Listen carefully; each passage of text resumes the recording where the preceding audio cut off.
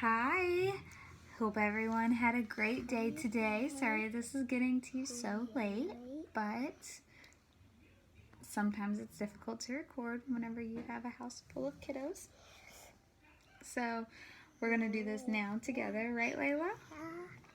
Can you say hi? Hi. Can you tell them your name? Don't pick your nose, that's so gross. What's your name? Leia. What's your name? Look at the camera. What's your name? How old are you? Will you put up how many fingers you are? You have to put it in the camera. Okay, that's Layla. You guys know her. She's 2. Right, Lay? Yes, 2. Alright, so I read most of the passage yesterday in the last video, and so what I'm going to do is just answer some of the questions today. We're going to jump right in. I'm on page 66, and we're going to start where it says cite evidence on question A, or right here. Okay.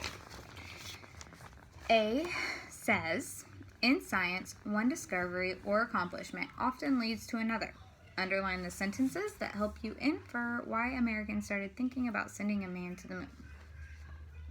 So I actually highlighted this. You guys can underline if you want, or if you have a highlighter, highlight it. You hear that? Whatever is easiest for You hear you. it?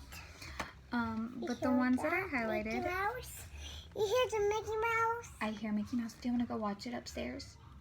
You way back upstairs? I'll meet you up there, okay? You meet up here? I'll meet you up there.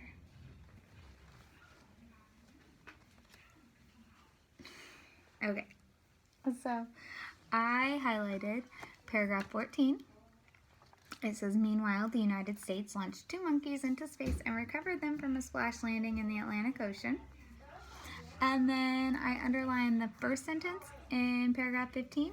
The Russians then stunned the world by sending the first human into space. And then I highlighted the last sentence in that paragraph. About a month later, the United States launched astronaut Alan Shepard into space on Freedom 7. So, again, I highlighted mine. You can see there. And let's talk about why. So, why did America start thinking that it was actually possible to send a man to the moon?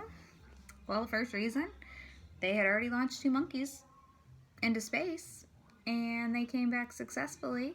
So, America was probably thinking, well, if we can do this, if we can send them into space and get them back carefully, then we can probably put them on the moon and get them back carefully. The second sentence that I had highlighted was the Russians then stunned the world by sending the first human into space. Okay, so now monkeys have been sent into space and came back okay. And then Russia sent actual humans and they made it back. And then the third sentence was about a month later, the United States launched astronaut Alan Shepard into space on Freedom 7. So not only has Russia launched a human into space, but now America has 2. And so now they're thinking,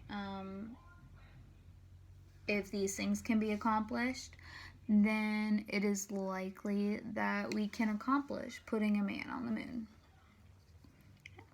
That was A. B.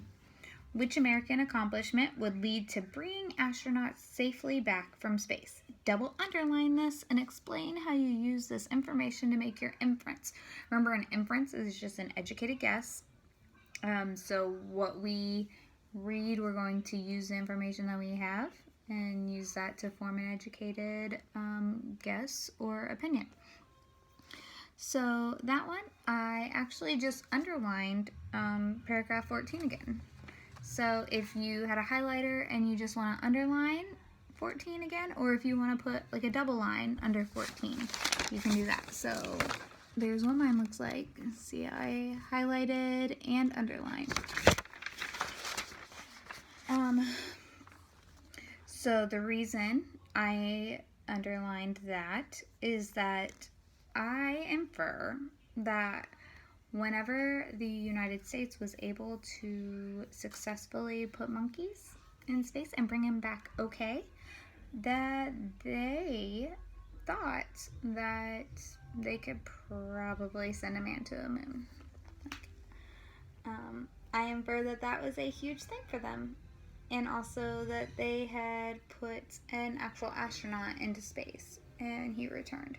So you can also underline, you also could have underlined about a month later in the United States launched astronaut Alan Shepard into space on Freedom 7. So that was the last sentence in paragraph 15. C says a primary source is an original source, a printed or recorded document from the time period being written about. Put an asterisk next to the part of the text that is taken from an actual historical record. So an asterisk is kind of like a star, if you didn't know that. I actually just put a star next to mine. So you guys should know what a primary source is. I know that Mr. Brady has hit on primary and secondary sources in his class this year. So President JFK's speech is a primary source because it is exactly what he said during that time. So it is as close to that time period as you can possibly get because it is what was happening during that time. So what I did, let's just see this green star next to from President John F. Kennedy's speech, right there. All right, and that's C. So moving on, turn it over to page 67. We're going to look at D, and it asks, why does President Kennedy think America should put a man on the moon? Put a box around his reasons. I think there were a lot of reasons that Kennedy thought that we should put a man on the moon. But I think there's only one sentence that can really sum it all up and kind of encompass everything that he thought. And that's in paragraph 19. And it starts the second sentence. It says, no single space project in this period will be more impressive to mankind. So it'll be the most impressive. Or more important for the long-range exploration of space. So he thinks that it will be the most impressive and that it'll be important for future space exploration. And none will be so difficult or expensive to accomplish. There's where that space race part comes in. He's thinking about winning, the accomplishment that it would be, and the fame that the United States could have being the first ones to put a man on the moon. So in paragraph 19, you can highlight, box, underline that sentence, and like I put the letter D next to it so that you know that that's my answer for D. Moving on, let's go to E. What are some difficulties that could come from trying to put a man on the moon? Circle a paragraph whose information helps you answer this question. Why does Kennedy not explicitly state the potential difficulties he hints at here? Alright, so let's reread paragraph 18. And if you want, you can go ahead and just put a big old circle around 18 because that's the one that we're going to use. 18 says, recognizing the head start obtained by the Soviets with their large rocket engines, which gives them many months of lead time, and recognizing the likelihood that they will exploit this lead for some time to come and still more impressive successes, we nevertheless are required to make new efforts on our own. Okay, so what that's saying is one of their difficulties is the fact that Russia's so far ahead right now. They have already succeeded in a lot of new discoveries that America didn't get to first. So that's one of the difficulties, is that we're already kind of behind. We're kind of losing right now in the race. The United States is. The next part says, for while we cannot guarantee that we shall one day be first, we can guarantee that any failure to make this effort will make us last. But this is not merely a race. Space is open to us now, and our eagerness to share its meaning is not governed by the efforts of others. We go into space because whatever mankind must undertake, free men must fully share. Right. So that second part, the difficulty that he's talking about is we might not succeed. We might not be able to do it. We can't guarantee that the United States will be the first. We can't even guarantee that the United States will be the second. So that's a difficulty. But the way he's saying it is that we still need to try. So where E asks, why does Kennedy not explicitly state the potential difficulties he hints at here? It's because he doesn't want to discourage Americans. He wants to be realistic. He wants to tell them that this is possible. We might fail the first time. We might fail the second time. We might not win this.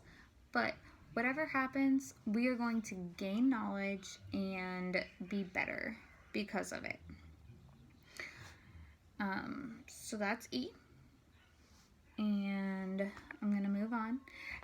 I'm going to try to go a little faster than I did yesterday. So if I go too fast and you have questions, or you need me to go into more detail about an answer, then definitely just email me or call me or text me or whatever you need to do. Let me know. I'll help you. The final one is the comprehension check at the bottom, and it asks, how does reading the excerpt from President Kennedy's speech help you understand the rest of the selection up to this point? Okay, so everything that the passage has talked about so far is it's basically a timeline. It is everything that has happened in the world that has led up to what's going on. So you can put it in whatever words that you'd like. I wrote the excerpt from President Kennedy's speech helps the reader to understand why the passage was giving the background knowledge. It gives a timeline of events leading up to putting a man on the moon. It tells why we wanted to put a man on the moon.